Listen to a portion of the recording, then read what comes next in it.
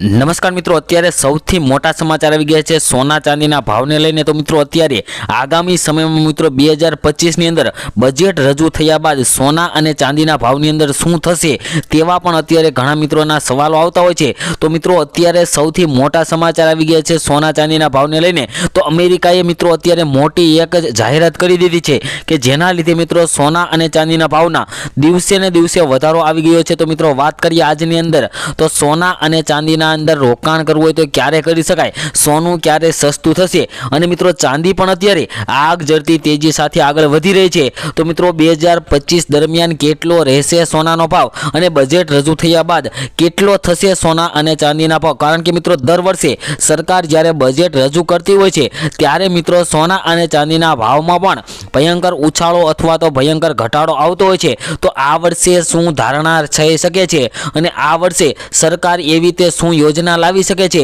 કે જેના લીધે બજેટ રજૂ થયા બાદ સોનું સસ્તું થઈ શકે અને સોનું સસ્તું થવાના મુખ્ય કારણો કયા છે તે પણ આપણે આ વિડીયોની અંદર વાત કરવાના છીએ। તો જે મિત્રોને સોના અને ચાંદીની અંદર રોકાણ કરવાનું હોય તેમજ સોના અને ચાંદીની ખરીદી કરવાની હોય, જે મિત્રોના અત્યારે લગ્ન હોય તેવા મિત્રો માટે આ વિડીયો ખૂબ જ મહત્વનો સાબિત થવાનો છે, કારણ કે મિત્રો આ વિડીયોની અંદર આપણે આ તમામ વિડીયોની અંદર વાત કરવાના છીએ માહિતીની। તો મિત્રો સૌપ્રથમ આપણે વાત કરી લઈએ કે 2025ની અંદર બજેટમાં શું ફેરફાર થઈ શકે। તો મિત્રો વાત કરીએ તો દર વખતે સરકાર બજેટમાં અમુક ફેરફાર કરતી રહે છે। આ વખતે પણ બજેટમાં ફેરફાર થવાની આશા મિત્રો દેખાઈ રહી છે। એક આગાહી મુજબ આ વખતે સોનાના ભાવ સસ્તા રહેશે, કારણ કે મિત્રો અત્યારે છેલ્લા કેટલાક દિવસોથી સોના અને ચાંદીના ભાવમાં વધારો આવ્યો છે, કારણ કે મિત્રો 2024માં જ્યારે દિવાળી આવી ત્યારે મિત્રો સોનાના ભાવ 82,000ની સપાટી કૂદાવી હતી, પરંતુ મિત્રો અત્યારે આજના સોના અને ચાંદીના ભાવની વાત કરીએ તો મિત્રો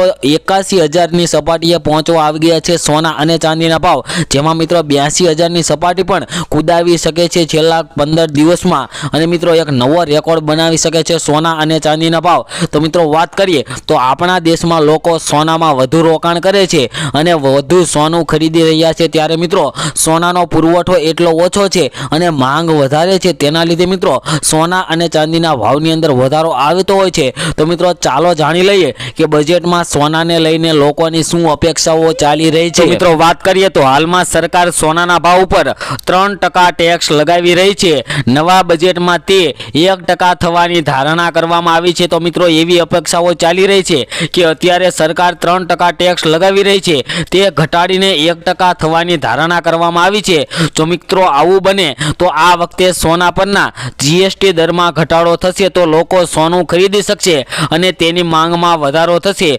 લોકોને આશા છે કે આ વખતે આવનારા બજેટમાં સોનાના ભાવમાં ચોક્કસપણે ઘટાડો થશે તેવી લોકોની આશા જોવા મળી રહી છે। તો મિત્રો વાત કરીએ તો લેબમાં ઉગાડવામાં આવતા હીરા પર અપેક્ષિત ટેક્સ કાપ। મિત્રો અત્યારે વાત કરીએ તો હીરાના વ્યવસાય સાથે સંકળાયેલા લોકો ઈચ્છે છે કે હીરા પરનો ટેક્સ ઓછો કરવામાં આવે, જેના લીધે મિત્રો અત્યારે હીરાના વ્યવસાયની અંદર જે મંદીનો માહોલ જોવા મળી રહ્યો છે તે મિત્રો અત્યારે તેજીમાં જોવા મળે અને મિત્રો ટેક્સ ઓછો કરવામાં આવે તેવું મિત્રો 2025ની અંદર બજેટમાં કરવામાં આવે તો ઘણા મિત્રોને અત્યારે સોના અને ચાંદીની ખરીદી કરી શકે અને મિત્રો જે પ્રયોગશાળાની અંદર ઉગાડવામાં આવતા હીરાની ગુણવત્તા અને માંગ વધારવા માટે પ્રયોગશાળામાં ઉગાડવામાં આવતા હીરા અને કુદરતી હીરાના દરમાં તફાવત હોવો જોઈએ। હાલમાં વાત કરીએ તો પ્રયોગશાળામાં ઉગાડવામાં આવતા હીરા અને કુદરતી હીરા પર ટેક્સનો દર સમાન છે। હાલમાં બંને ઉપર જોઈએ તો મિત્રો 3% ટેક્સ જોવા મળતો હોય છે અને મિત્રો કાઉન્સિલિંગ દ્વારા એવું પણ સૂચન કરવામાં આવ્યું છે કે આ બે યોજનાઓ શરૂ થવાની સાથે ઈએમઆઈ અને ગોલ્ડ મોનેટાઇઝેશન સ્કીમની વધુ સુવિધાઓ વધારવી જોઈએ, જેનાથી ગ્રાહકોને સોનું ખરીદવામાં વધારે સરળતા રહે। આ યોજનાઓનો એક ફાયદો એ છે કે તે સ્થાનિક નકામા સોનાના યોગ્ય ઉપયોગને સક્ષમ બનાવશે અને આમ વિદેશી આયાતમાં ઘટાડો કરશે, જેનાથી દેશ અને આત્મનિર્ભર બનશે। જો બેકરીઓ ઓછી થાય, આ સિવાય જો ભારતમાં સોનાનું ઉત્પાદન અને વેચાણ થાય તો દેશની રાષ્ટ્રીય અને માથાદીઠ આવકમાં પણ વધારો થશે અને સોના અને ચાંદીનું પણ વધારેમાં વધારે વેચાણ થઈ શકે છે અને મિત્રો વાત કરીએ તો વિદેશી હુંડિયામણ ઘટશે અને બજારને સારી ગતિ મળશે, કારણ કે મિત્રો અત્યારે વાત કરીએ તો સોના અને ચાંદીના ભાવ 82,000ની સપાટીએ પહોંચવા આવ્યા છે, ત્યારે મિત્રો બજારની અંદર કોઈ ગતિ જોવા મળી નથી રહી અને મિત્રો અત્યારે સોનું ખરીદી પણ પણ નથી રહ્યા લોકો, તો મિત્રો વાત કરીએ તો દેશના લોકો નીચા ભાવે જ્વેલરી પણ ખરીદી શકે. અને મિત્રો આગળ વાત કરીએ તે પહેલાં જે મિત્રો આપણી આ યુટ્યુબ ચેનલ ઉપર નવા હોય તેવા મિત્રો આપણી આ ચેનલને સબસ્ક્રાઇબ કરી બેલ આઇકન દબાવી દેજો, કારણ કે મિત્રો આપણે આ ચેનલ ઉપર દરરોજના સોના તેમજ ચાંદીના તાજા ભાવ આપીએ છીએ અને આગોતરા એંધાણ પણ આપીએ છીએ કે આગળના સમયમાં સોના અને ચાંદીના ભાવ કેટલા થશે, આગળ સોનું સસ્તું થશે કે કેમ, સોના અને ચાંદીની અંદર રોકાણ કરવું હોય તો રોકાણ કેવી રીતે કરી શકાય, તેના માટેનો યોગ્ય પ્લાન કયો છે તેવી પણ માહિતી આપણે આ ચેનલ ઉપર આપીએ છીએ. તો મિત્રો ચેનલને સબસ્ક્રાઇબ કરી બેલ આઇકન દબાવી દેજો. અને મિત્રો તમે પણ તમારા શહેરના સોના અને ચાંદીના ભાવ જાણવા માંગતા હોય તો મિત્રો કમેન્ટ બોક્સની અંદર તમારા શહેરનું નામ લખી દેજો, જેથી કરીને તમારા શહેરના પણ આજના સોનાના ભાવ તેમજ ચાંદીના ભાવ તમારા સુધી મળી રહે. તેમજ મિત્રો આગળ વાત કરીએ તો મિત્રો બજેટ 2025ની અંદર ભારતમાં આયાત થતા સોના પર કસ્ટમ ડ્યુટી છે, પરંતુ હવે ભારત સરકારે કસ્ટમ ડ્યુટીમાં ઘટાડો કર્યો છે. ભારત સરકાર સોના અને ચાંદી પર 15% દર વસૂલતી હતી, જે ઘટીને 6% થઈ ગઈ છે.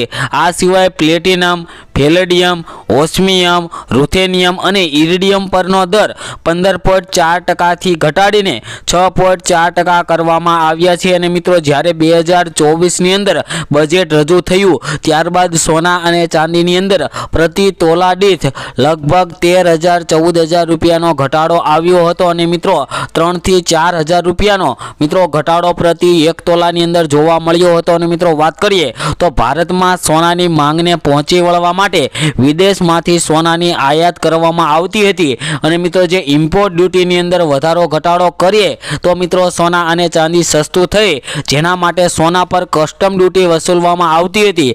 ભારતમાં સોનાની આયાત પર કસ્ટમ ડ્યુટી 12.5% હતી, જે ભારત સરકાર દ્વારા ઘટાડીને 10% કરવામાં આવી છે. અને મિત્રો આવી જ રીતના જો આ વર્ષે પણ મિત્રો કસ્ટમ ડ્યુટીની અંદર ઘટાડો કરે તો મિત્રો ઇમ્પોર્ટ ડ્યુટીમાં જો ઘટાડો થાય તો સોના અને ચાંદીની અંદર ઘટાડો થઈ શકે છે. અને મિત્રો હવે આપણે આજના સોના અને ચાંદીના ભાવની વાત કરી લઈએ, જેમાં મિત્રો આપણે સૌપ્રથમ આજે ચાંદીના ભાવની વાત કરીશું, જેમાં 1 ગ્રામ ચાંદીના ભાવ છે આજે 87 રૂપિયા, 10 ગ્રામ ચાંદી 873 રૂપિયામાં, જ્યારે 100 ગ્રામ ચાંદીના ભાવ 8,738 રૂપિયા. અને મિત્રો 1 કિલો ચાંદીનો ભાવ 87,380 રૂપિયા જોવા મળી રહ્યો છે.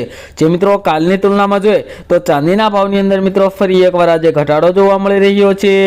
તેમજ મિત્રો હવે આપણે સોનાના ભાવની વાત કરીશું કે આજના 22 કેરેટ અને 24 કેરેટ સોનાના શું ભાવ ચાલી રહ્યા છે. તો ગ્રાફમાં મિત્રો તમે જોવો છો કે સોનાના ભાવમાં વધારા બાદ આજે ફરી એકવાર ઘટાડો થયો છે.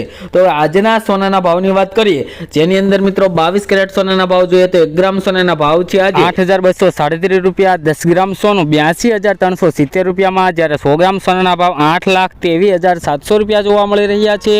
જે મિત્રો કાલની તુલનામાં જોઈએ તો 100 ગ્રામ સોનાના ભાવમાં આજે 3310 રૂપિયાનો મિત્રો ભયંકર ઘટાડો જોવા મળી રહ્યો છે.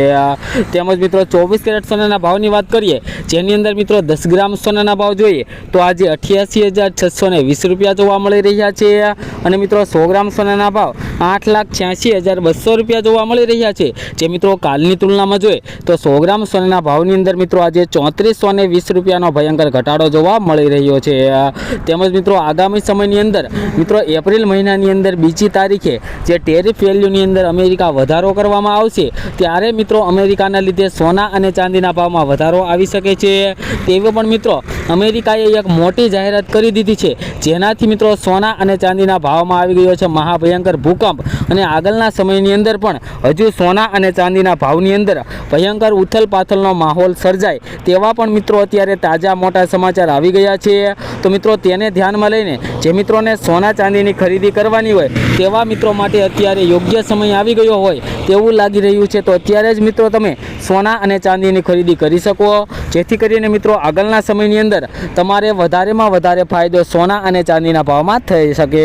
અને જે મિત્રોને રોકાણ કરવું હોય તેમના માટે પણ અત્યારે યોગ્ય સમય છે, કારણ કે આગળના સમયની અંદર સોના અને ચાંદીના ભાવમાં ફરી એકવાર વધારો થવાનો છે મિત્રો.